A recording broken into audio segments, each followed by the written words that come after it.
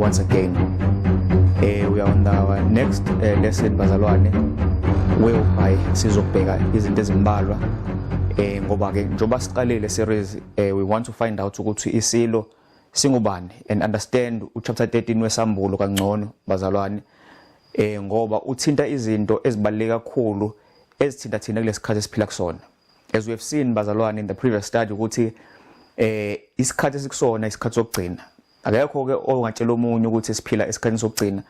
Zonke impawu zikhomba ukuthi ayikho into normal esibonayo. Everything bazalwane is upside down. Njoba sichazile ukuthi umnotho izinhlala kahle zabantu amazwe ayavukelana, even races bazalwane ayavukelana, the economy, zonke izinto bazalwane, even the nature itself, even imvelo nayo iyasho bazalwane ukuthi there's something going on and there's something big ezayo into enkulu bazalwane. Konke lokuyinkomba njengoba uJesu eshilo encwadini kaMateyu chapter 24 ukuthi as we see sisondela ekupheleni komhlaba uJesu esezobuya sizobona izimpawu ezithize ezokwenzeka, and we've seen that bazalwane.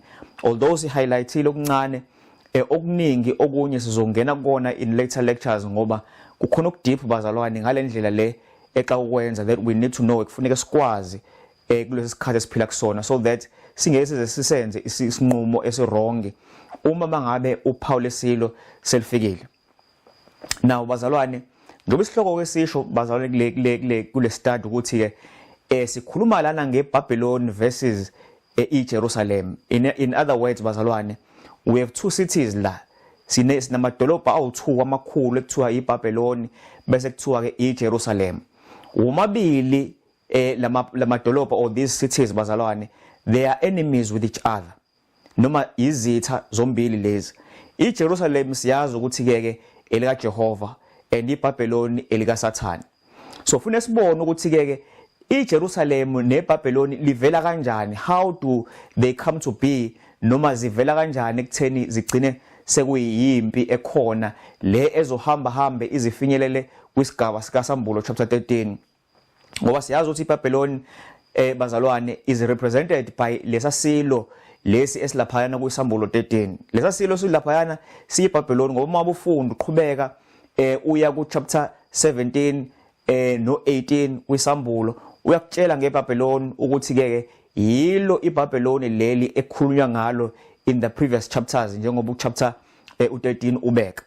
So ke kubalekile ukuthi sizazi nalama symbols ukuthi ke asebenza kanjani, but in the next lecture bazalwane sizowachaza lama symbols ukuthi achaza ukuthini. But okubalekile manje sikumele siqonde ukuthi kunembuso emibili eoperateayo manje, umbuso waseBabylon, umbuso waseJerusalem, and we need to find out ukuthi ubani lo umbuso lo wesibili noma umbuso lo eBabylon wavela kanjani, because umbuso buwodwa bazalwane bekumbuso kaNkulunkulu kuphela. But siyathola ukuthi ke umbuso weBabylon nawo uyavela kulomhlaba uvela kanjani na, and uvela ngobani, and as sibona isikhathi esiqhubeka njengoba iBabylon kuyilona elibusayo even now njengoba sikhuluma nje kwenzeke kanjani. Zonke lezi zinto ke bazalwane sizongena kuzona namhlanje. But ke la ifuna siqale khona bazalwane isezulwini ngoba ama idea noma isekelo seBabylon bazalwane believe it or not bazalwane siqala ezulwini. Ngiyazi ukuthi lokhu kwabanye kuzobe ishock ukuthi ke kwenzeka kanjani ukuthi umbuso ohlubukile ohlubuka uNkulunkulu nodelela uNkulunkulu ngalendlela emangalisayo kube ukuthi lo mbuso lo uqala ezulwini noma uqale ezulwini. Uma ngabe sizofunda ama verses ambalwa sizothola and then ngithi ukwachaza kancane so that sizokuchazeleka si understand sibone le ndaba ukuthi imi kanjani ngoba njengoba lempi yalembuso emibili iqala ezulwini iqhubeka nalemhlabeni, and as misifika ku chapter 13 kwiSambulo isiya emaphethelweni la khona sekucaca ukuthi ubani okuliphi side, oseBabylon noma ohamba noNkulunkulu neJerusalem lakhe. Now ngifuna ke sibheka ama verses ambalwa la bazalwane. Sizoqala phana kuSambulo chapter 12 usifunda uverse 7 no verse 8. Ufunda kanje. Uthi kwase kuba khona ukulwa ezulwini. uMikaeli nezingelosi zakhe balwa noDrago noDrago walwa enezingilosi zakhe, kepha akabaze banqoba, nendawo kayabe isafunyana ezulwini yabo. Wayesephonswa phansi uDrago omkhulu, inyoka endala ekuthiwa umhlebi noSathane, odukisa izizwe zonke.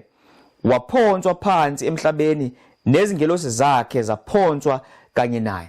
Bazalwane, lana kukhulunywa ke ngengilosi ekuthiwa ke uLucifer la, noma lana ibizwa kuthiwa uDrago, and kuthiwa lana lo Drago lo uneyingilosi zakhe.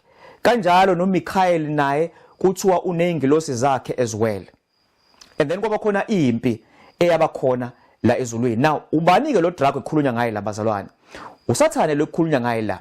USathane uma ufunda iBhayibheli liyachaza ukuthi uSathane wayenjani and wadala uNkulunkulu wamdala wabanjani and kwenzekani kuyena uma mangabe isikhathi siqhubeka.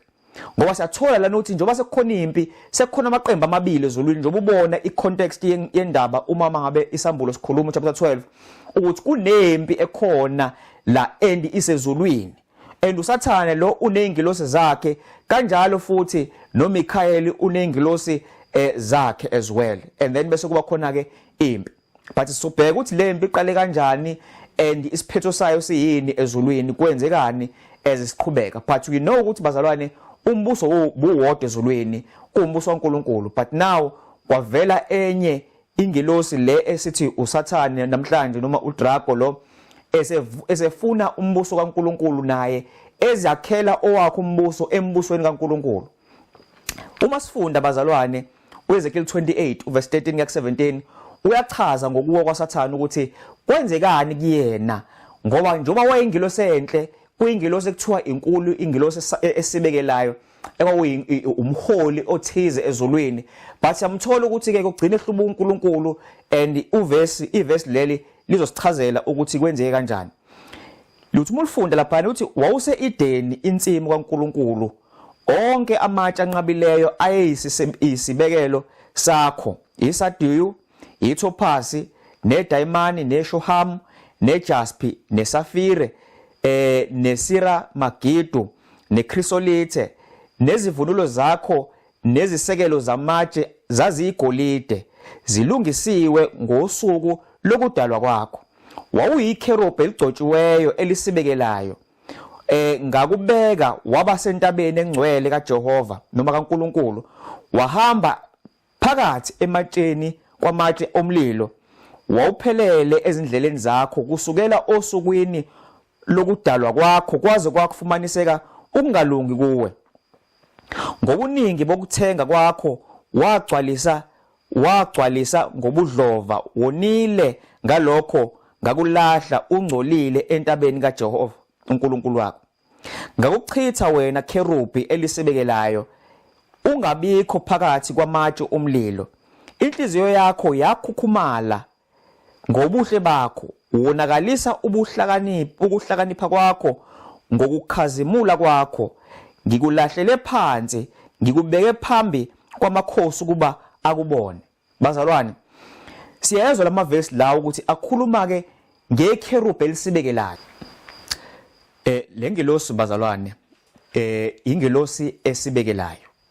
Now uma ubufuna ukunderstanda ngengilosi le esibekelayo, kumele uye kulokhuzana ku Exodus chapter 25 la khona uNkulunkulu instructor uIsrael ukuthi awumakhele ithabernacle noma umakhelela indawo la khona itende ayizohlala kubona phakathi nendawo nabo njengoNkulunkulu wabo.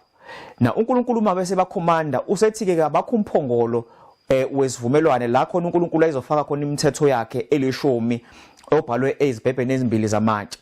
Na uNkulunkulu mangabe efaka lo mthetho le kumphongolo, and then ngaphezulu komphongolo isivalo sakhona sasibizwa ukuthi isihlalo somusa noma the mercy seat, ekukhona amakherubhi amabili ayesibekela inkazimulo kaNkulunkulu, layo sithi khona iShekinah glory, inkazimulo kaNkulunkulu.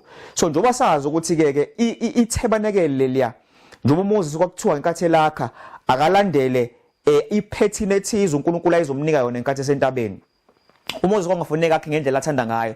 So leli tabernacle lalisemhlabeni uMoses ekuthiwa kalakhe lalumfuziselo wethempeli likaNkulunkulu elisekhaya ezulwini. And lokho sokuthola uma uzofunda amaHebheru chapter 8 no chapter 9 uyachaza ukuthi kunetabernacle elisekhaya ezulwini leli uMoses inkathi uNkulunkulu ethakalakhe laliyiphethini noma uyiphethini yaleli lasemhlabeni lalithathwe kuleli elasezulwini okuchaza ukuthi leli lasekhaya ezulwini lakhiwa kuqala kunaleli lasemhlabeni.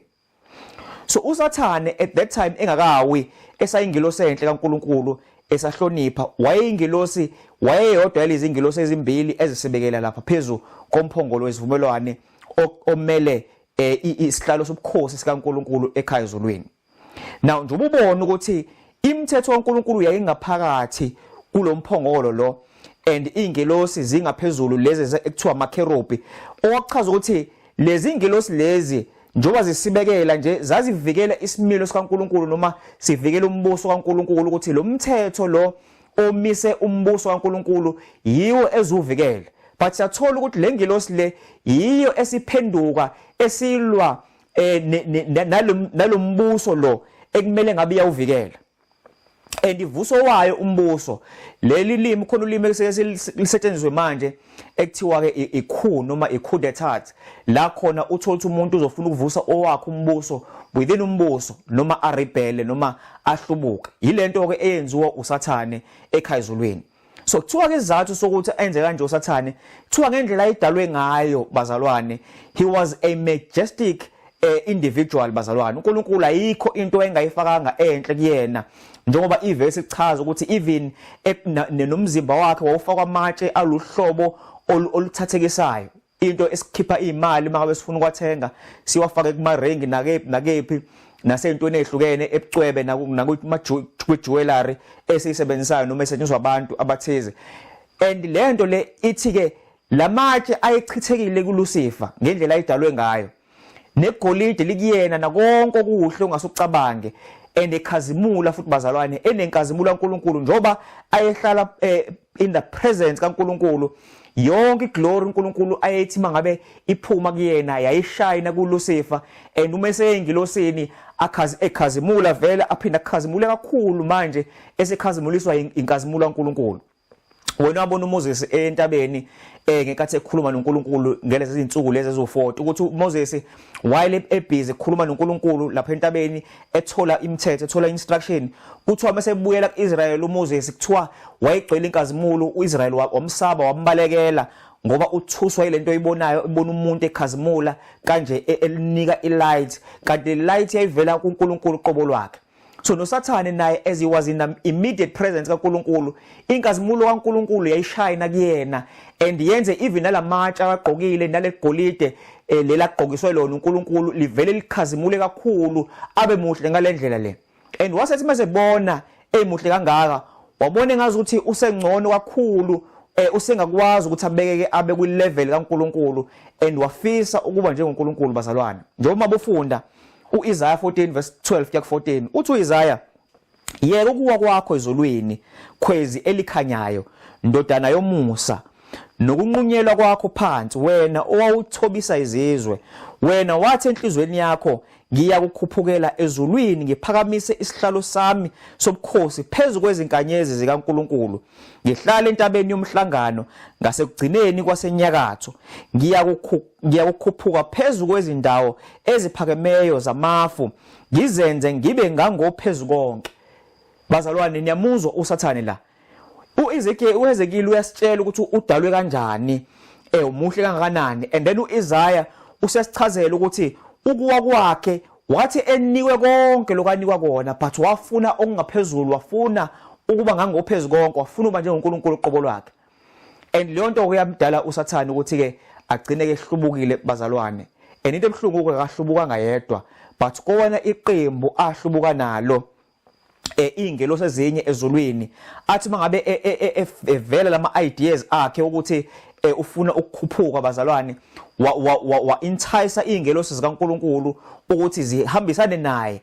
Wena obona mangabe usukubona amaqembu ezepolitiki uthola ukuthi within iqembu uthola uzoqembuka iqembu liphume kulona iqembu uthothi lo ozosungula leli qembu uzohamba entice ama members la ngaphakathi efuna ke ukuthi baphume naye noma aketule even lona iqembu kube uyena ozophatha if efailile ukuthi aphathe then afuna ukuhlubuka nabakhe kanjalo usathane wenza the very same thing lento esiyibona la emhlabeni bazalwana yintsha but yaqala ezulwini kanjalo usathane ebona ukuthi ke awasebenza baplana yakho ukuthi awe ngangophezulu konke ahlale phezulu komhlangano ongcwele kaNkuluNkulu ohlanganise amadodana kaNkuluNkulu nengilosi zonke wabona usathane ukuthi okungcono angihlubuke and wahlubuka ngempela bazalwane nengxenye ethize yengilosi kaNkuluNkulu lezi namhlanje sibiza ukuthi amadimoni kwakuyingilosi ezazingcwele leziya ezakhetha ukulalela usathane kunokulalela uNkulunkulu. Now uthi mangabe ufunda ke bazalwane indaba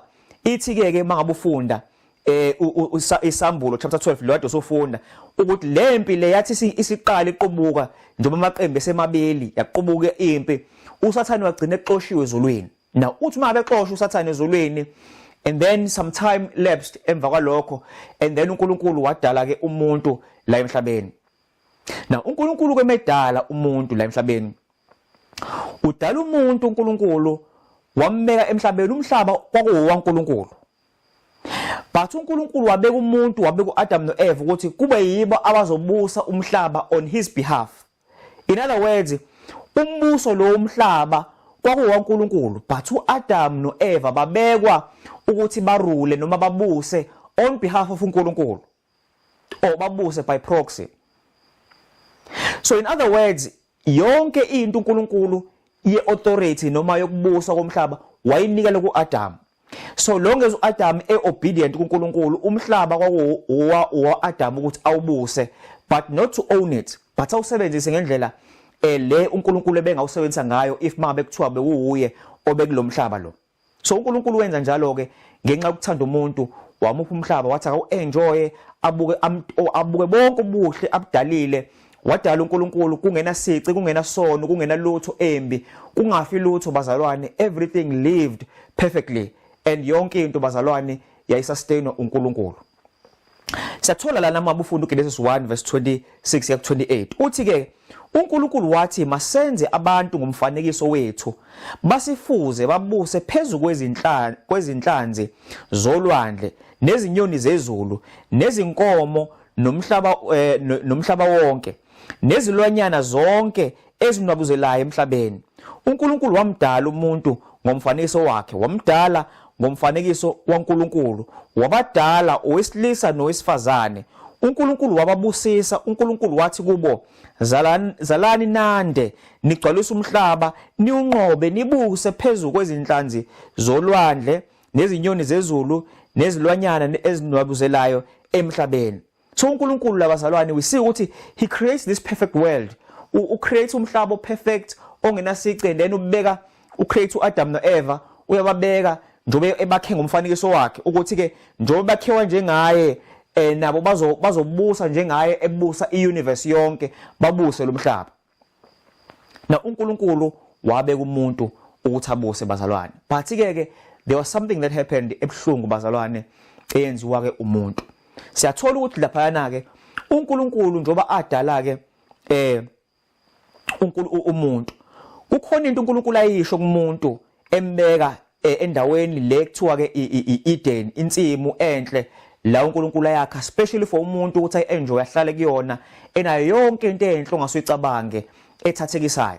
Uthi uNkulunkulu lana kuGenesis 2 verse 16 no 17 uJehova uNkulunkulu wamyala umuntu wathi ungadla kuyo yonke imithi yensimu ngokuthanda kwakho kepha ungadli kuwo umuthi wokwazi okuhle nokubi ngokuba mdla udla kuwo uyakufa nokufa.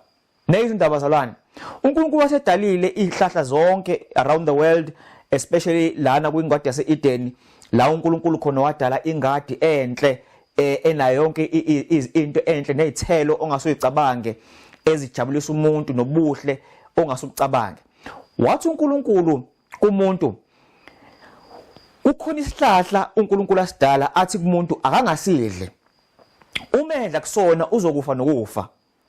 And kwakhona esinye futhi isihlahla sasibalekile lapha kuthiwa isihlahla sokuphila la khona uAdam noEva babekwazi ukuthi badle kusona impilo yabo ingapheli bedele bephilile nje one way as bedele bedla kusona impilo ingapheli bedele bephilile one way.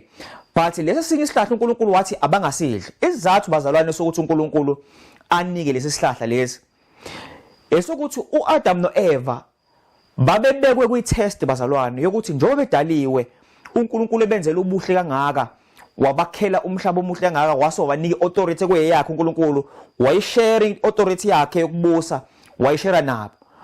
Kuphela into ayicela uNkulunkulu wayifuna iloyalty kubona ukuhleze ebona ukuthi labantu abadalile will they be always loyal ini kumina. That's the first one. uNkulunkulu ayibeka. That was a test bazalwane.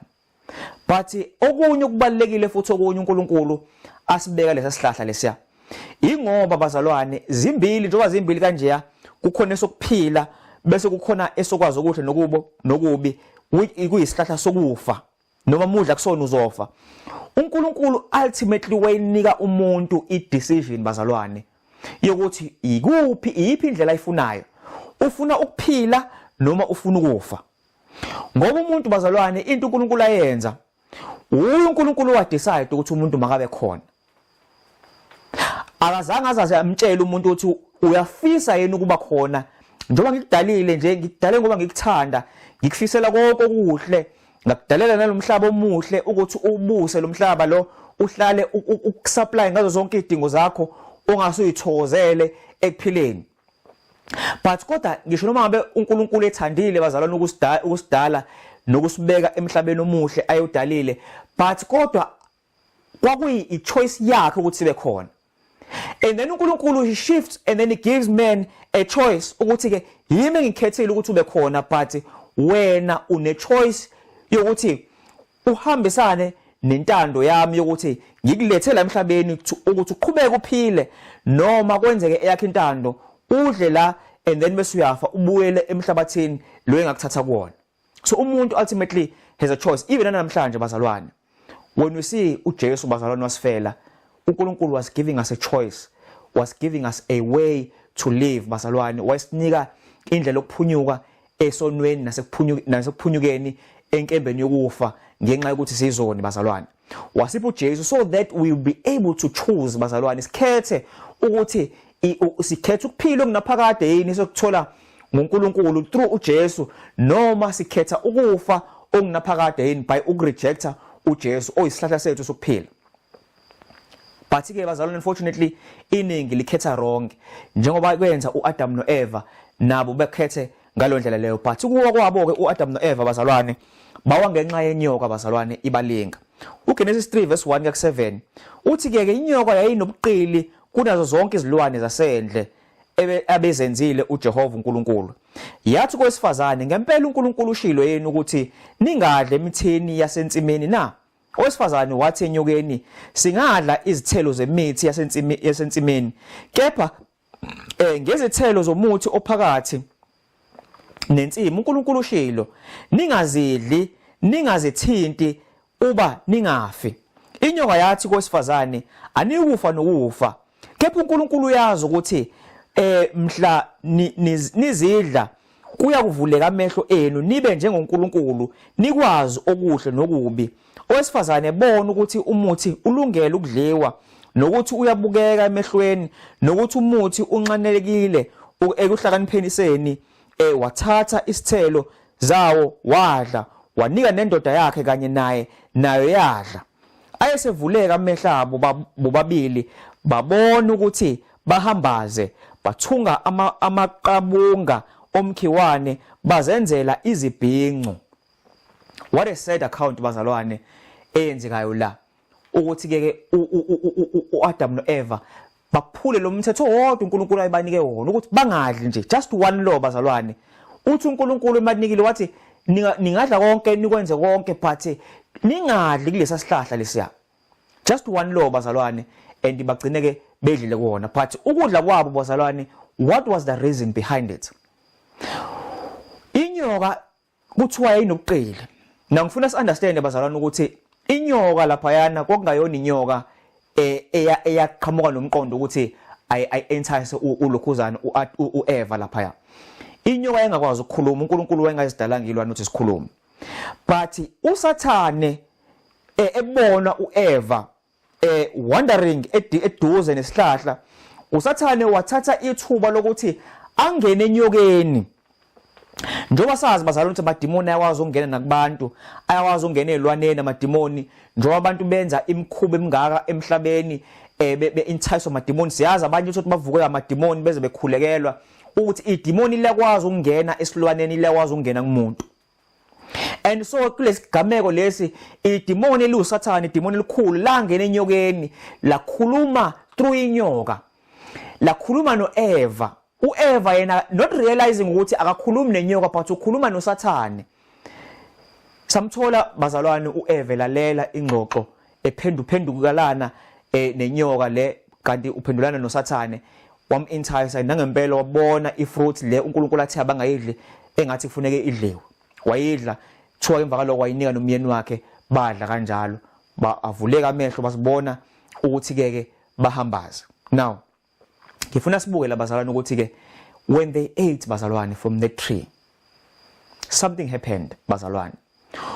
Umhlaba wethu esawakhelwa uNkulunkulu wasibeka kuwona ukuthi asudle su-enjoy ngayo yonke indlela esifisa uku-enjoy ngawo ngalesa sikhathi. Lo mhlaba nokubuswa kwawo kwasuka kumuntu kwaya kuSathane. Ngiyazi abanye for the first time beyizwa lento le ngeke yehle kahle ukuthi hawu uSathane yena yini umbusi walomhlaba yini na. Impendulo ithi yebo bazalwane, ngenxa yokuthatha noma ngenxa yokwenza uAdam noEva balalele yena kunokulalela uNkulunkulu, they shifted their allegiance uAdam ekutheni babe ngaphansi kwesitha singuSathane, ekubeni uNkulunkulu bebabekile ukuthi baba abantu abakhululekile. They became igqila.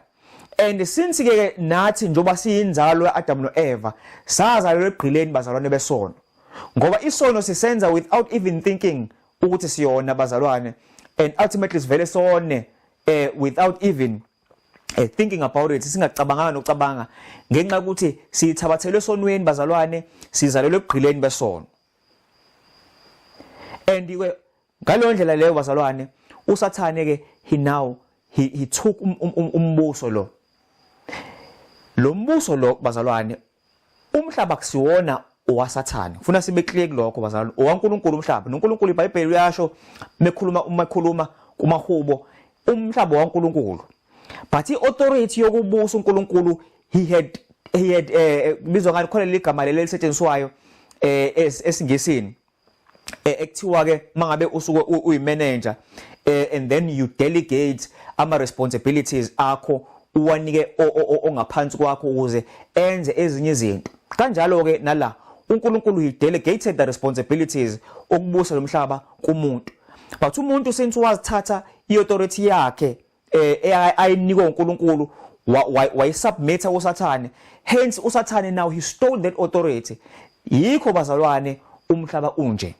Now ngifuna sibuke ke la bazalwane ukuthi now uSathane umesefika esefoma ibase now yombuso wakhe, ngoba ezulwini njoba exoshiwe eyayingasenayo indawo nengelosi zakhe ezisebeqembuke owakho umbuso.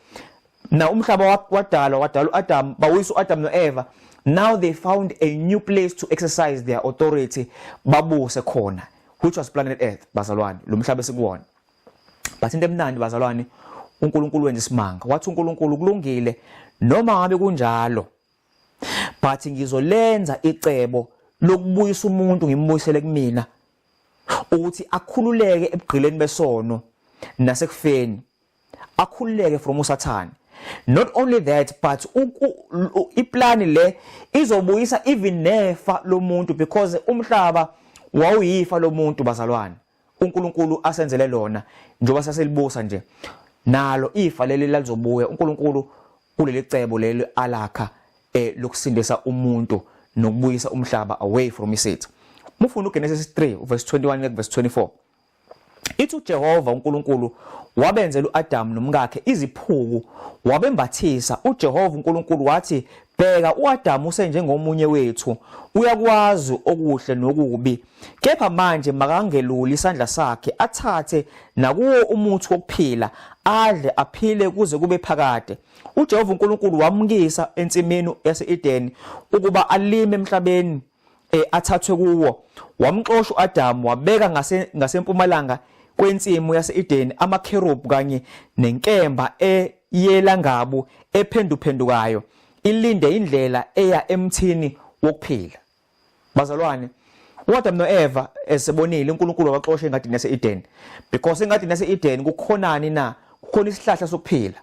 uNkulunkulu wabona ukuthi if umuntu njengoba esedlile ebese eseyisoni manje esenobubi kodwa futhi angafi, inkinga zomhlaba zazoba worse, nomuntu wayezophila impilo emiserable ebuso sathane but engafi at the same time.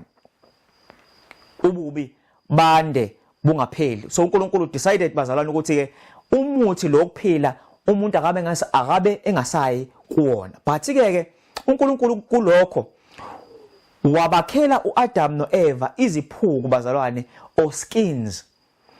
Lama skins lawo uNkulunkulu abakhela wona ukuthi bamboze ubuze babo noma bamboze ubunqunu babo.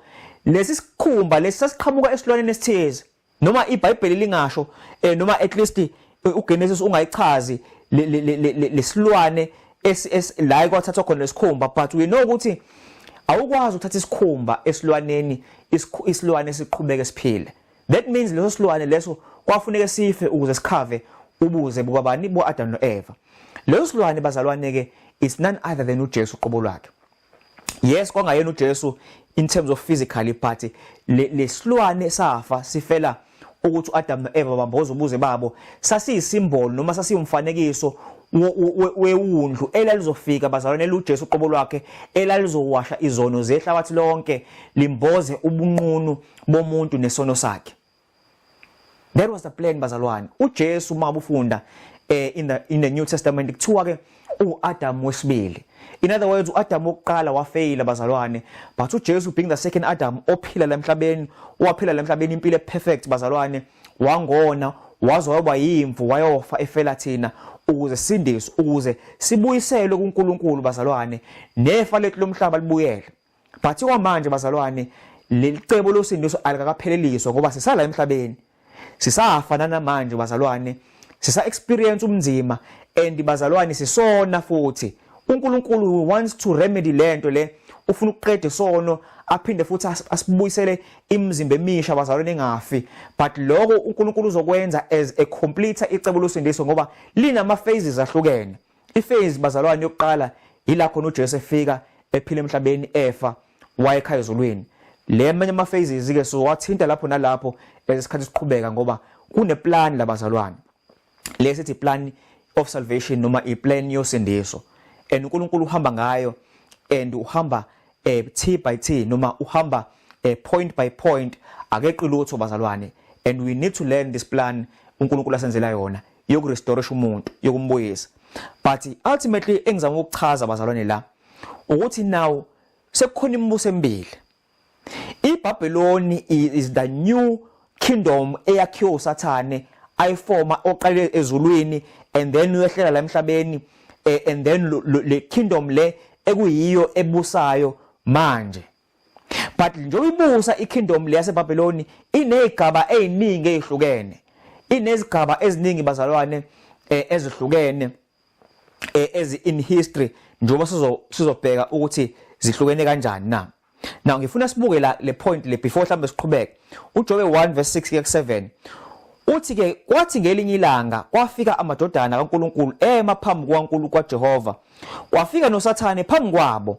uJehova wayesethi kuSathane, uvelaphi na? uSathane wamphendula uJehova wathi, ekuzuleni emhlabeni nasekuhamba hambeni kuwo. Siyathola lapha bazalwane ukuthi umhlaba kwawusuwile la.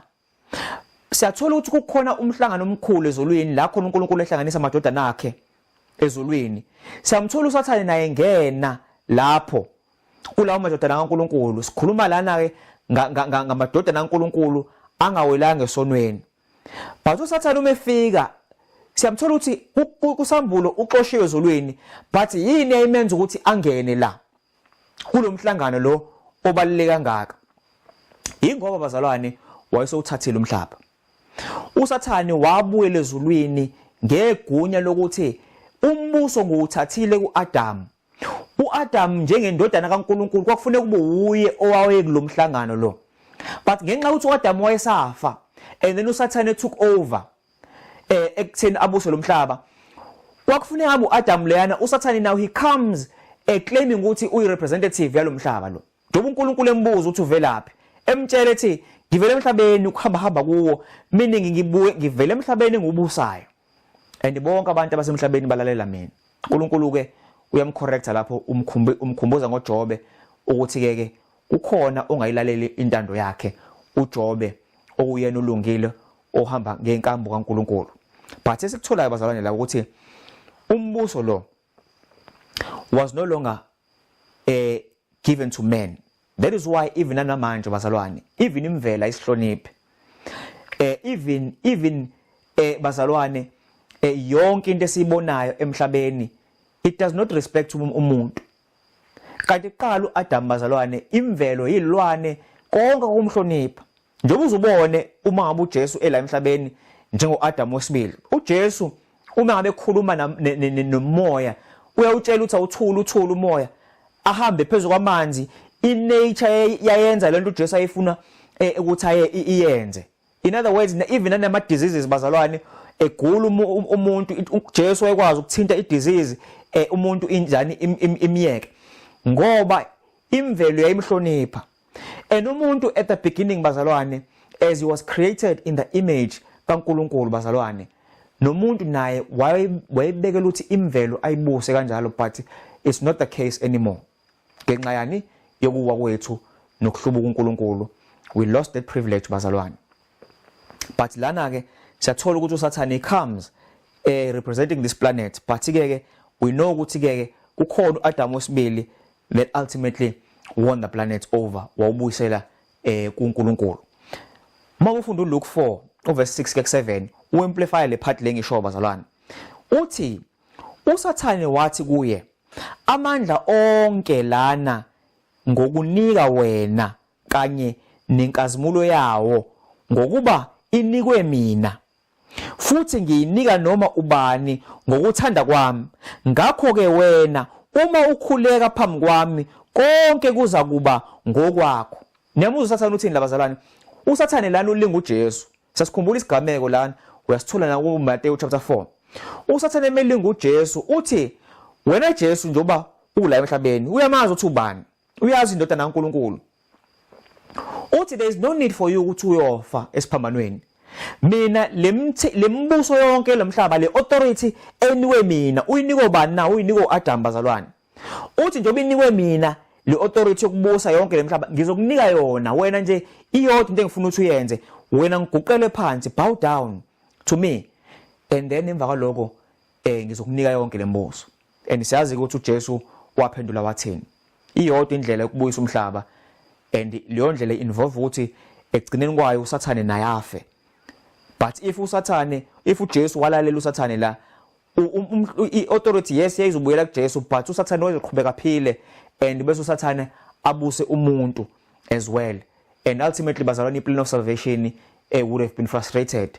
uNkulunkulu wengeke azakwazi ukuthi enze yonke into isono sasingeke siziphele sasohlezi sikhona sisiningiso in the universe and not to mention bazalwane ukuthi everything would have been a disaster if uJesu wawa. But siyabonga uNkulunkulu ukuthi uJesu ethatha inyama yomuntu wakwazi ukuthi amele iqiniso lika baba wakhe kwaze kwafika ekupheleni ukuzosindisa thina nehlabathi. uJesu umthandayo bazalwane he loved us so much and he endured bazalwane konke ukuze sikwazi ukuthi sisindiswe. Now uma wabuya kuGenesis 10 verse 8 kuya ku10 uthi laphana uKhushi wazala uNimrod yena waqala ukuba ngonamandla emhlabeni wayeyiphisi elinamandla ebusweni bukaJehova.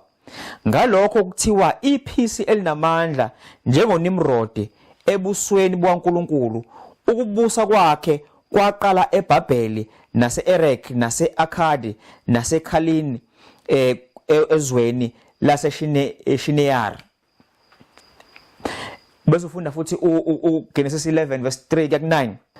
Base bethi omunye komunye, wozani ake senze izitini sizishisise. Izitini zaba ngamatshe abo nebitume laba ludaka lwabo. Bathi wozani asakhe umuzi nombhoshongo osiqongo sawo sisezulwini, sizenzele igama funa sihlakazeke ebusweni bomhlaba wonke. uJehova wehla ukuba abone umuzi nombhoshongo okwakhiwa ngabantwana babantu. uJehova wathi, bheka bonke basizwe sinye nolimi lunye, yikho abaqala ngakho. Manje abayikunqanyulelwa lutho abahlosa ukukwenza. Wozani sehle siye ukusanganisa ulimi lwabo, ukuba bangezwani kube yilowo nalowo ulimi lomunye. Kanjalo uJehova wabahlakazela emhlabeni wonke. Bephuma lapho bayeka ukwakha umuzi. Ngalokho igama lawo lathiwa yiBhabheli, ngokuba uJehova wasanganisa khona ulimi lomhlaba wonke, wabahlakazela emhlabeni wonke. Bazalwane, lana uNkulunkulu uma ufunda uGenesis 10 lwathi sofunda no11 la kukhulunywa ngoNimrod la ekuthiwa uye waqala iBhabheloni. Na iBhabheloni uqala emva kwani kwazamcolo, nje uNkulunkulu wawudestroy zamcolo. Shortly after that, as bezalana abantwana baNkulunkulu uNoah namadodana akhe uShem noHam noJafet, izizukulwane sabo siya ngokwanda, kwavela le ndoda ekuthiwa uNimrod. uNimrod ke wayeseBhabheli la iBhabheloni. Bazalwane, wakha umbhoshongo owawuzoba yisimboli emelene noNkulunkulu. uNkulunkulu uthe kulukhuzana kuNoah ngikathi bephuma emkhumbini, abantu abazalane bagcwalisa umhlaba, bande bagcwalisa umhlaba. But uNimrod wanted ukuthi umhlaba ungagcwali, bangawugcwalisi ezini baspread kuwona, but bahlangane babe into imbumba endaweni eyodwa, wakha lama cities lawa and then anombhoshongo. In other words, bazalwane, la we see a city that is being built la. Le city le bazalwane yaseBhabheli la siqala khona ukuyibona uSathane now esiqala ukufoma ke now his government eseyuhlela kahle ukuthi uhleleke bazalwane, ukuze ukwazi ukuthi umelane kahle noNkulunkulu la emhlabeni. So iBhabheloni bazalwane, esibona kuSambulo 13, it began here. Ngoba ngisho noma ngabe kuthiwa kulandela yipi imibuso ekhona ebusayo emhlabeni, yonke ihamba ngolayini waseBhabheloni bazalwane, weBhabheloni leli lakhiwa uNimrod. In other words, the form of religion, the form of mathematics esetshenziswa, the form of bazalwane social structure, konke bazalwane, you can trace it back ukulandelela la kulesigameko sikaNimrod eqala iBhabheloni, eqala bazalwane umbuso omelene noNkulunkulu.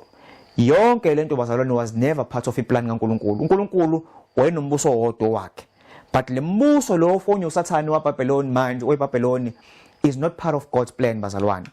And ke uthi uma ubufunda la kuthiwa ke igama elithi Bhabheloni limele bazalwane isiyaluyalo noma iconfusion.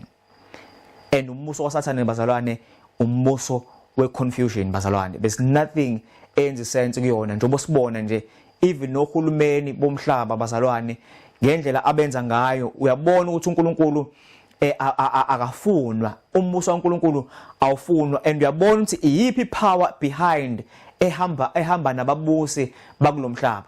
And umubheka bonke ababusi bazalwane noma yonke lembuso le yayingekho ecebeni likaNkulunkulu, but uNkulunkulu uyasebenza ke ngayo here and there bazalwane to save abantwana bakhe lapho nalapho.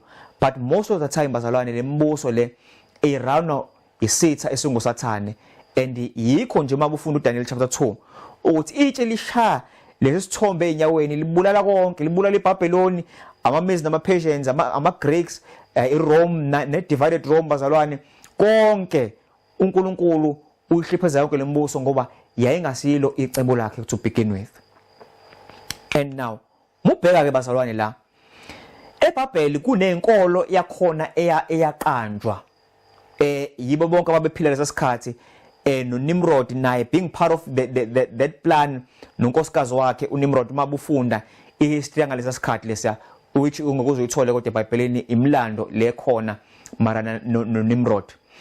Ithi mabechaza izinkolo lezi sinazo namhlanje emhlabeni, izinkolo lezi zeyithixo nani zonke uzitrace lapha ya. Uzitrace abazalwane eBhabheloni. Njoba kukhonza oShamesh uNkulunkulu welanga, ePersia kukhonza uMithra, eRome kukhonza uMithra noma uHelios, eGreece kukhonza uHelios uNkulunkulu welanga, eEgypt kukhonza uRa uNkulunkulu welanga. You find ukuthi this thing bazalwane njoba iqele eBhabheloni yathi mangabe uNkulunkulu eba spread abantu noma ethi abahlukane, abantu bahlukana baya kumaphatha ahlukene umhlaba behamba nezimfundiso ababezifunde eBhabheloni, bezifundiswe civilization le eyafonywa ke uNimrod kanye eholwa uSathane lesikhathi. So in other words la bazalwane lento esiyibonayo lezi izinkolo bazalwane yinto eqhamuka eBhabheloni. So uNkulunkulu mangabe ebiza iBhabheloni ngeconfusion ebiza umhlaba wonke nalembuso ngeBhabheloni, uNkulunkulu understands because uyazi ukuthi iorigin yalento le uSathane and it originated eBhabheloni.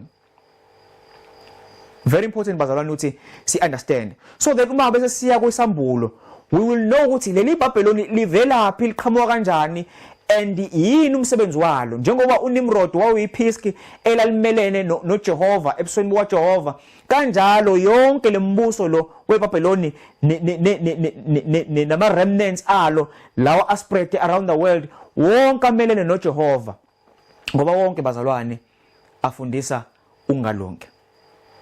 Now we see ukuthi ke labo uNkulunkulu abahlukene bangaka it's none other than bazalwane uSathane, ezibiza ngamagama ahlukene as ama languages uNkulunkulu awahlukanisa ngendlela wasihlukanisa ngayo, but ultimately these are false religions bazalwane azama ukwenza njani na, azama ukuwisa umbuso kaNkulunkulu, azama ukumelana nombuso kaNkulunkulu, because uSathane impa iqale ezulwini nalala bazalwane usaqhubeka naye injongo yakhe ukuhlukanisa umuntu noNkulunkulu. Uthi uma bufunda bazalwane even nenkolelo yokuthi kuba khona into ekuthiwa ama goddesses, njengoba ubone eBhabheloni uthola ukuthi kuno Ishtar lo ekuthiwa uInanna, and then ePersia kukhona uAnahita, eGreece uArtemis, and then elokhuzani eRome kuma we have uMaria noJesu, ngoba you find ukuthi lana into eningi njoba ngizoyibeka nje ukuthi njoba kukhona labo uNkulunkulu besifazane la babe njalo bedepictwa uNkulunkulu wesifazane enengane encane, right? Even nase Egypt kukhona uHathor naye enengane encane, eRome kukhona uCybele, kanjalo washintshwa ke kwabo uMaria. Njoba ubona nje eRome bazalwane ukuthi kwakunezithombe eziningi ezaziyitethu ezazikhonza uNkulunkulu abahlukene, but kwathi ngesikhathi iRome iphenduka ibe iChristian noma iphenduka ithatha inkolo yobuKristu, bathatha zona lezi izithombe kade bekhonza ngazi iThixo uNkulunkulu babo bazenza kwabe izithombe zokukhonza uNkulunkulu, bathi ke uSaint Ban lo, Saint John lo, Saint Peter lo, but kwakuyizithombe zezithixo leziya. So in other words bazalwane ilokhuzana inkolo yezithombe yamboziswa ubuKristu. Njoba sibona uMaria njalo mevezwa uMaria evezwa kuyinkolo zobuKristu lezi ezinye, uthola ukuthi uzovezwa njalo ephethe ingane encane, but we know ukuthi umabe kuthiwa uJesu loya, uJesu akazange azahlale ingane encane, but uJesu wakhula and he became an adult. uMaria was just a vehicle yokuletha uJesu emhlabeni bazalwane. There was nothing special ngoMaria in any other term bazalwane. He was just chosen ukwenza umsebenzi uNkulunkulu ayembizele wona, njengaba prophet babekhetha ukwenza umsebenzi kaNkulunkulu, nabapriest babekhetha ukwenza umsebenzi kaNkulunkulu, naye uMaria wayekhethiwe ukwenza umsebenzi kaNkulunkulu, but nothing kuMaria eyayispecial emenza ukuthi usengakhonzwa noma sesingakhuleka kuyena sithandaza kuyena. Yinto le eyathathwa kuma pagans bekhonza uNkulunkulu besifazane yathathwa yambathiswa ubuKristu lento le yazopracticewa la ebuKristweni. Usathane ke bazalwane uqili bakhe bokufaka iconfusion phakathi enkolweni kaNkulunkulu. Now siyathola ukuthi le confusion ekhona idalwa ke iconfusion eyaqala eBabylon bazalwane ngalesa sikhathi. Uma ubona bazalwane manje around the world muya eIran, Egypt, Iraq, China, Sudan, Rome, Mexico, Indonesia, Polynesia, Cambodia bazalwane zonke le ndawo lezi you'll find ama pyramids. And you know ukuthi eGibhithe la sazikhona ama pyramids are famous ukuthi ama pyramids ayesetshenziswa ekutheni abamathuna futhi okukhonza onkulunkulu bakhona. But we find ukuthi the same thing iyenzeka around the world. Bazi kanjani endaweni ezihlukene kangaka ukuthi kwakhiwa ama pyramids na bazalwane? It is because this idea bayithathe eBabylon bazalwane. They took it from Babylon. And so bayithathe eBabylon bahamba nayo bayoqhubeka nayo lo mkhuba leyo abayithathe eBabylon. So in other words bazalwane, what we see around the world bazalwane esikubona emhlabeni iyo yonke lento le evela eBabylon. That is why bazalwane uNkulunkulu kwiSamuel 13 uma usuqhubeka kweSamuel 17:18 uNkulunkulu ekhuluma eBabylon ukhuluma ngesystem angazange azayihlele ukuthi bekhona. System kaSathane bazalwane. And so we find these things in this way. Then bese kuba khona into ebizwa kuthiwa ama-obelisk bazalwane. Ama-obelisk ke kuthiwa ama-obelisk uphawu lokukhonzwa kwelanga. So the ultimate religion yaseBabylon was sun worship, ukhonzwa kwelanga bazalwane. And siyabona ukuthi ke indawo ehlukene ise-Egypt, eLuxor, ise-Persia, eZienthian, nase-Rome, nase-Ethiopia, e-Aksum kunento ebizwa kuthiwa ama-obelisk bazalwane. Lezi zinto lezi imbhoshongo yakhiwe la khona eyayiyi-phallic symbol eyayikhomba ukuthi kukhonzwa uNkulunkulu welanga. And siyithola yonke indawo bazalwane. Kwenzeka kanjani ukuthi ama civilizations ayengakaza bonane akha ama pyramids, ama civilizations angakaza bonane akha ama obelisk around the world? Ikhomba kona ukuthi bazalwane yonke lento inomsuko wodwa, uyedwa umuntu behind zonke lento. It's not under the Sathane bazalwane. Konke kuqala eBabylon. iBabylon bazalwane lele sikhuluma ngalo. Ngicela sibuke le part le bazalwane. Samuel 18 verse 9 kuya ku15 uthi ke amakhosi omhlaba ayefeba nalo ehlala ngokutamasa ayakukhala ambongoze ngalo nxa ebona umusi wokusha kwalo emi kude ngokwesaba ukuhlupheka kwalo ethi maye kuwe muzo omkhulu waseBabylon, muzo namandla, ngokuba ngehora linye nje kufike ukwahlulelwa kwakho. Nabathengisi bomhlaba bayalikhalela balililele ngokuba impahla yabo ayisathengwa muntu, impahla yegolide nesiliva namatshe enani amaphereli, ilineni elicolekileyo nokububende nobusilika nobubovu kanye nemithi yonke enamakha nezitsha zonke zamazinyo endlovu nezitsha zonke zomuthi onenani elikhulu nezethusi nezensimbi nezetshe elimhlophe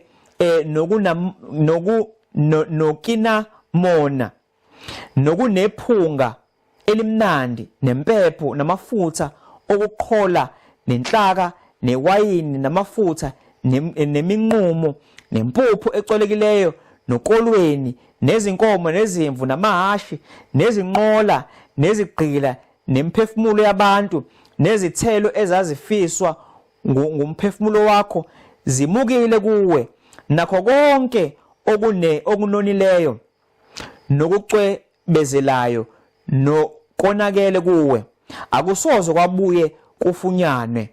Abathengisi balezo zinto abacetshisiwe yilo bayamukela bayakumela kude ngokwesaba ukuhlupheka kwalo bekhala belila. Bazalwane ukhulunywa lana ngokuwa kweBabylon, and uma ubheka bazalwane la iBabylon njengoba lichazwa ngokuwa kwalo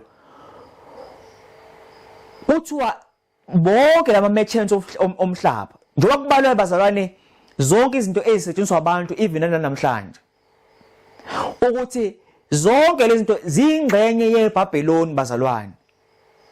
Whether you're looking at businesses, you're looking at institutions ahlukene, konke bazalwane kuthiwa kuyingxenye yeBabylon, inkolo nani konke bazalwane kuyingxenye yeBabylon. Uthi uNkulunkulu uzodila nalo iBabylon egcineni ngoba umbuso illegitimate, umbuso kade umlwisa all along, uNkulunkulu uzonqeda ngawo.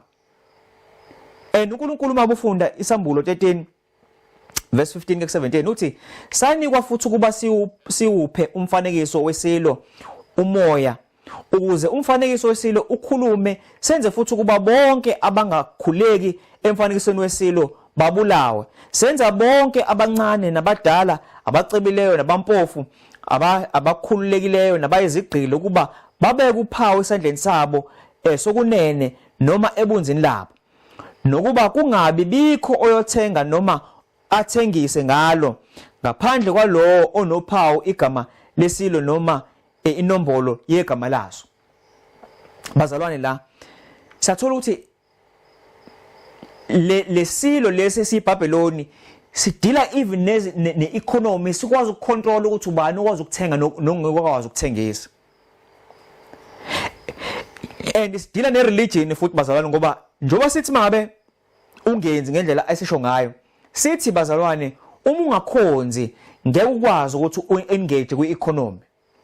This is what bazalwane lesilo lesi noma iBabylon lisho kanjalo, and lilwa nabantwana baNkulunkulu ngoba yibo bazoma bathi uphawu lesilo asilufuni ngoba thina sikhonza uNkulunkulu ophilayo.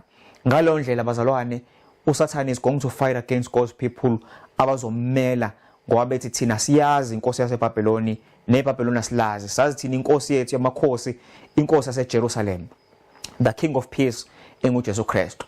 And ultimately bazalwane bazohlushwa bahlukane na wonke okuhle emhlabeni ngenxa yani yokuthi uNkulunkulu bakhetha ukuthembeka kuyena. Now ithi ke indaba bazalwane kuSambulo 13 verse 13 ithi ke senza izibonakaliso ezinkulu ngisho ukwehlisa umlilo ezulwini wehlele emhlabeni phambi kwabantu. There is a miracle bazalwane eyenzekayo entice abantu ukuthi iBabylon balamkele. uJobe 1 verse 16 ithi esakhuluma lowo wafika omunye wathi umlilo kaNkulunkulu uyile ezulwini washisa izimvu nezinceku waziqeda, mina ngedwa kuphela ngisindile ukuze ngikubikele. Nayo izindaba bazalwane lana kukhulunywa ke ngoSathane ehlisa umlilo, and futhi kukhulunywa ngoSathane kuJobe ehlisa umlilo nawo phezulu kulokuzana kwisambulo umlilo lo ospiritual bazalwane, but lo okuJobe umlilo physical. In other words, uSathane is able to have power bazalwane yokwehlisa umlilo noma abonakalise ngazo ukuthi kwehla umlilo kaNkulunkulu on a spiritual sense, but kungakona uNkulunkulu but uyini na uyisitha sikaNkulunkulu. Now amakhosi okuqala chapter 18 verse 37 uthi ke 38 ngiphendule Jehova, ngiphendule ukuba laba abantu bazi ukuthi wena Jehova uNkulunkulu nokuthi uphendukisela kuwe izinhliziyo. Wawusuwehla umlilo kaJehova, wawuqeda umnikelo wokushiswa nezinkuni namatshe nothuli wakhotha amanzi asemseleni. Bazalwane sakhumbula isigameko sika Elijah la ukuthi uElijah wakhuleka ukuthi uNkulunkulu ehlisa umlilo uzoshisa umhlatshelo. Nangempela wehla umlilo bazalwane, uNkulunkulu wawuza umkhuleko wenceku yakhe. Nalana ke bazalwane we have a counterfeit noma sine fake ye experience yaka Elijah uNkulunkulu ehlisa ini na umlilo, ngoba siyazi naqala futhi uma ngabe uAdam noEva nezingane zabo noKhayini noAbela uma ngabe bezonikela uNkulunkulu ukuze kubonakala ukuthi uNkulunkulu wamkelile umnikelo wabo, kudala kwakufuneke babeke ialtar lapha babeke isilwane lesi abasinikela uNkulunkulu, and then uNkulunkulu wayesusa umlilo ezulwini ushaye isilokuzana ialtar le ushise, and then umnikelo kwakuyisign lokuthi uNkulunkulu wamkelile umnikelo. siyathola ke lapha ukuthi ke uNkulunkulu akawamukelanga umnikelo kaKhayini but wamukele wabani owalokho uzowaabela njoba sesazi ukuthi uKhayini wagcina ebuleleke umfowabo kanjalo. So uNkulunkulu wayenza njalo kuqala. That was a sign yokuthi uNkulunkulu he accepted us. And that was a sign ukuthi uNkulunkulu uyamukela into esimofferisha yona. So kanjalo ke uSathane is going to cause fire to come down so that kubonakale ngazuthi lokho abantu abakwenzayo as they worship uNkulunkulu ngendlela wrong, uNkulunkulu uyayamukela lonto leyo as uSathane introducer isystem entsha yokukhonza uNkulunkulu wrong engahambisani nentando kaNkulunkulu. So i miracle leyo uSathane azoyenza but siyafundiswa eBhayibhelini bazalwane ukuthi asigade singadukiswa. uMatthew 24 into yokuqala uJesu ayisho nje ukuthi gadani ningadukiswa umuntu. Now iBhabheloni ke lakhiwe ke bazalwane njoba ke kade sibheka ukuthi lakhiwe ke into ezu3 la engizozibala kuthiwa amakhosi omhlaba, inkolo nezohwebo. That is iBhabheloni bazalwane la emhlabeni. Lakhiwa amakhosi omhlaba ngamanye amazwi omongameli, ondunankulu bamazwe, amakhosi.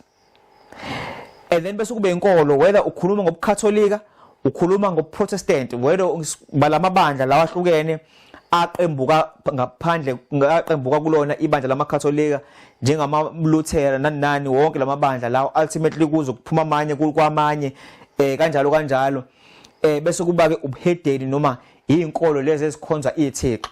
iBhabheloni bazalwane as we speak namhlanje lakhiwe lezi zinto lezi kanye nezohwebo noma the economy nama business akhona emhlabeni. Ngiyazi omunye uyathuka mambe ngithi ezenkolo noma ngibala amabandla ahlukene. Bazalwane ngifuna ukutshela into eyodwa ni understand ukuthi uma mangabe sithi sikhonza uNkulunkulu but simkhonza ngendlela ethandwa yithina, in other words bazalwane we are part of a false system. Lo ngeze sikubalekele bazalwane ngizokuchaza ngizo-explain lento le njengoba kade ngithatha illustration kaKhayini noAbel. Bobabili babekhonza uNkulunkulu labazalwane labaya. uKhayini ngala uAbel ngala. Bobabili beza uNkulunkulu nezipho bethi bezomkhonza uNkulunkulu. But oyedwa wamukelwa, oyedwa wangamukelwa. And lo ngamukelwanga wagcina ehlubuke unomphela, wagcina ehambile waphuma ebusweni baJehova, wayophila impilo ayithandayo.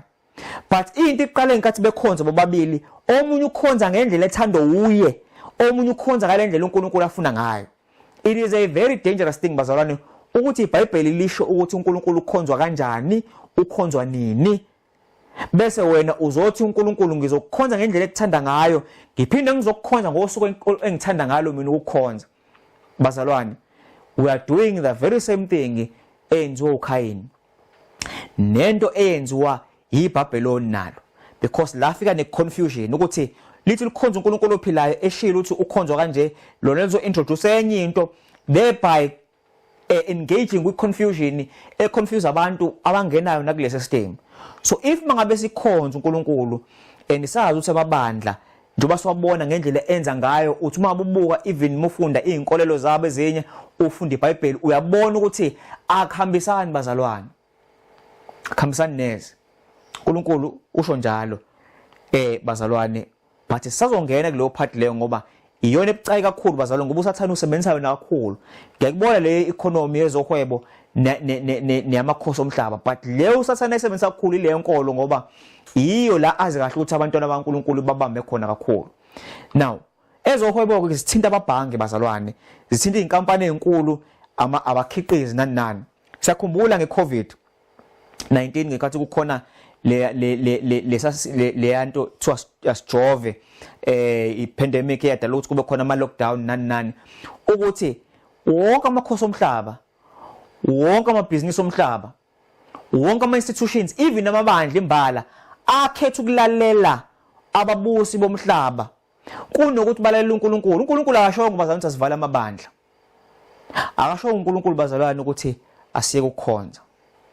uNkulunkulu bazalwane wayengakhiphanga imandate, but we chose to listen to world leaders instead of trusting uNkulunkulu. Sakhetha ukuthemba abaholi bethu, and bazalwane we failed uNkulunkulu at that moment. but bonke amabhizinisi dubana nwabona ukuthi avalo wawungangeni mama ungayithola ungafakanga isifonyo okuchaza ukuthi now I part and parcel of the mandate ayishayiwe. So ukuchaza ukuthi bazalwane even if mase kuthiwa kushaya umthetho ophawulesilo manje amabhizinisi nawo ayobe part and parcel bazalwane yaleyo mhlubuko behlubuka uNkulunkulu. Kanjalo yikho nje futhi athi isambulo 13 ngeke bakwazi ukuthenga ngeke bakwazi ukudayisa ngoba vele yonke lento yokuthenga nokudayisa economy iphethwe bazalwane iBabylon and ilona elidictateayo kubabusi bomhlaba dictate kulokhuzana kuba kwabahwebi nabamabhizinisi ukuthi abenze njani and benze ngalokho ngoba nabo lengxenye yeBabylon bazalwane.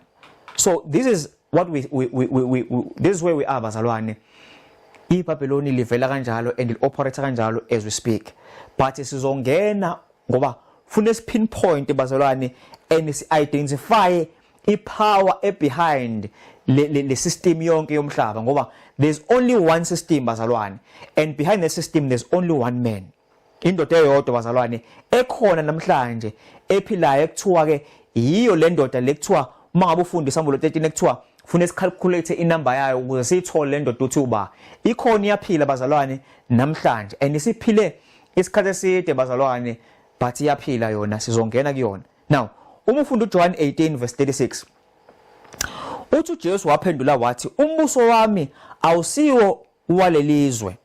Uma umbuso wami ubu ngowalelizwe izikhonzi zami zazi ukulwa ukuba nginganikezelwa kubaJuda, kepha kalokhu umbuso wami awusiwo owalapha. Bazalwane uJesu could not be clearer. uJesu while he was on earth wayeclear ukuthi owami umbuso awukho la usezulwini. La engikhona uJesu wayecacisa ukuthi angikho embusweni wami. Yes uJesu wadala izwe nomhlaba bazalwane njengoba uJohn 1 verse 1 ya verse 3 echaza incwadi kaJohn nencwadi yabaseKolose yachaza ukuthi uJesu is the creator, but iauthority way understand uJesu ukuthi iauthority yakhe njengoba wayinika uAdam wayinika isetha yonke lento eyenzeka emhlabeni is not part of iplan yakhe. Yes he intervenes here and there ngokusindisa abantwana bakhe no spearhead iplan of salvation, but uyasho uJesu ukuthi lo mhlaba akusiwo ubuso kwalomhlaba akusiwo kwami, owami umbuso sezulwini. Ikhonzi zami mina ngiyazazi but la emhlabeni ngumuntu stranger. I am a stranger here kulomhlaba lo. But if abalandeli noma abami ama subjects ami if bekhona bengazavumela ukuthi ngithathwe yinina noma ngithathwa abaJuda, uJesu was being clear labazalwane. So there is a distinction ekhona between umbuso kaSathane which is the Babylon nombuso kaNkulunkulu which is the New Jerusalem lekuthiwa lisezulwini eliyokwehla lithi cabanga ngokusho kwencwadi yesambulo. So there are two cities bazalwane and omabili yalwa and lempi bazalwane iqale ezulwini yaze zoqedelwa la emhlabeni njoba isaqhubeka namanje. uSathane wakhe yakhe city la emhlabeni Babylon as opposer isithi kaNkulunkulu ekhaya ezulwini. This is the tale of two cities bazalwane. Wena eyakho igoal ukuthi ukhethe ukuthi yipi isity ofuna ukubelonga kuyona, eyaNkulunkulu noma ekabani ekaSathane. Uthi uma ufunda uSambulo 21 verse 2 ku4 uthi ngabona umuzi ongcwele iJerusalem elisha wehla uvela ezulwini kuNkulunkulu ulungisiwe njengomlobokazane ehlutshiselwe umnyeni wakhe. Ngase ngizwa izwi elikhulu livela esihlalweni sobukhosi lithi, bheka ithabanekeli likaNkulunkulu likubantu, uyakuhlala nabo babe ngabantu bakhe, yena uNkulunkulu abe nabo azesule izinyembezi zonke emehlweni nabo. Ukufa akusiyoba khona, nokudabuka nokukhala nobuhlungu akusiyoba khona, ngokuba oqala kudlulile. uNkulunkulu la uthi uma lehla ithabanekeli noma iJerusalem elisha bazalwane lisicaba uthi uNkulunkulu uyaba uNkulunkulu wethu and then thina siyoba ngabantu bakhe. Ngoba bazalwane okuchaza ukuthi if mangabe singaphansi kwalemithetho yalelizwe noma singaphansi kwalembuso engawona umbuso kaNkulunkulu asigakabelongi ngokuphelele kuNkulunkulu bazalwane. So kuyofika isikhathi la uNkulunkulu eyosihlukanisa khona ultimately siba ngabakhe forever. Ngiyubona namanje ukuthi siza uNkulunkulu but uthothi khona izinto ezithize esizenzayo ezingahambisani nomthetho kaNkulunkulu noma ezingahambisani nombuso kaNkulunkulu. Okunye kusidonsela la emhlabeni, okunye kusidonsela kuNkulunkulu, okunye kusidonsela ezintweni zalomhlaba, okunye. So there is still that battle eqhubekayo and we need to make a choice bazalwane. IBabylon noma iJerusalem. Uma ufunda Samuel 21:27 uthi akusoze kwangena lutho olungcolileyo kuwo nokwenza amanyala namanga kuphela abalotshiwe encwadini yokuphila yewundlu. Ukukhulunywa lana ngoba bazongena embusweni noma eJerusalem elisha bazalwane. Nali iBabylon nali iJerusalem. Imbuso emibili bazalwane. So going forward when we study further bazalwane sizongena deep now ezintweni ezithize esizongena kuzona ezokwazi ukuthi sichaze ekabanzi ngale ndaba le yokuthi now liyini uPaul laseBabylon bazalwane. Luyini uPaul laseJerusalem noma uPaul kaNkulunkulu. We need to go through these things bazalwane so that uma masifika isikhathi sokuthi ukhethe ungakhethi into wrong bazalwane bese kuba ukulahlwa kwakho, but to make the right choice ukuthi ke ukhethani wena. iJerusalem umuzi wokuthula bazalwane. It's the city of peace. But iBabylon umuzi wesiyaluyalo, a place of confusion. Njengoba ubona bazalwane imhlaba imbuso i-confused bazalwane, kuyaliwa, kuliwa ngendlela economically, kuliwa even physically ngezimpi. There is just confusion bazalwane, and uNkulunkulu uthi ufuna usikhipha kule confusion, but kumele simkhethe bazalwane and choose to be with him bazalwane. uNkulunkulu uyasithanda and akafuni bazalwane ukuba esilahlwe. Uthi mabufunda uJohane 14:27 uthi ukuthula ngikushiya kunina, ukuthula kwami nginipha khona, akunjengokukhupha kwezwe ukunipha kwami. Inhliziyo yenu mayingakhathazeki ingesabi. Namuza uNkulunkulu uJesu uthini bazalwane? Uthi ukuthula kwakhe ukushiya kuthina bazalwane. He gives us the peace because uJesu is the king of the city of peace bazalwane. But buka ke uthi uthini uFirst Corinthians baseKorinte bokuqala sahluko 14:33 uthi ngokuba uNkulunkulu kasiye owesiyaluyalo kepha ngokuthula, njengokuba kunjalo emabandleni onke abangcwele. Ukuthula bazalwane. uNkulunkulu akusiyena iauthor yani izidlwangudlwangu noma yesiyaluyalo, but uNkulunkulu wokuthula. Job 3:16 uthi ngokuba lapho kukhona umhawu nombango kukhona isiyaluyalo nezenzo zonke ezimbi. And this is what we see bazalwane kunomhlaba. Amazwe, abantu bazalwane, abelungu versus abantu abamnyama, amandiya versus abantu abamnyama, izizwe ziya bazalwane. There is confusion nobudlwangudlwangu, kune confusion ungakazi uyibona. iKingdom kaSathane bazalwane le, not yaNkulunkulu. But uNkulunkulu uthi eyami umbuso nabami ababelonga kwami umbuso kuzoba abokuthula, ngoba ngibanika ukuthula kwami, kusho uJesu. Bazalwane, we need to understand ukuthi we are going to be called ukuthi senze isinqumo madoza. Kumele isinqumo esithathayo bazalwane kube yilesi esizofuna uNkulunkulu, kube yilesi bazalwane sothokoza uNkulunkulu, kuba usindiso lwethu bazalwane. uNkulunkulu abe nani ezi netshe sesifundo and sizongena ke kwezilandelayo ezothanda ukuthi zithi ukusinda in terms of ukubheka isiprofetho nama symbols akhona asetshenziswayo ukuze sikwazi uqonda ukuthi masiya kwincwadi yesambulo njengoba ibhalwe ngama symbols sikwazi ukunlock ama symbols so that we can understand ukuthi incwadi ithini uma ikhuluma ngazo zonke lezi zinto lezi. The part yeBabylon was just the first one ngoba ichaza umsuka nehistory, and then bese singena kuyona bazalwane izinto eziningi they will be clear, and then so ithatha sihlanganise nokwamanje ukuze sibone bazalwane ukuthi how relevant it is ukuthi singampela siphile esikhathini sokugcina. uNkulunkulu abe nani. Amen.